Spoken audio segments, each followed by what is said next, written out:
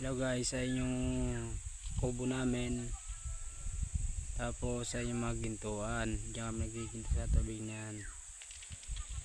Yan, mga butas nakikita naman siguro ninyo.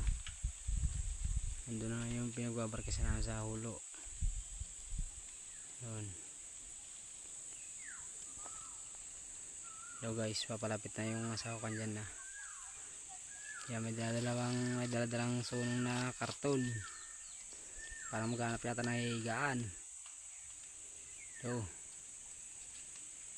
yan, nagtago na. Yan.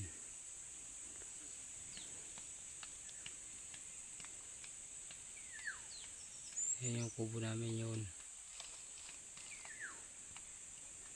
Yan yung dalawang motor.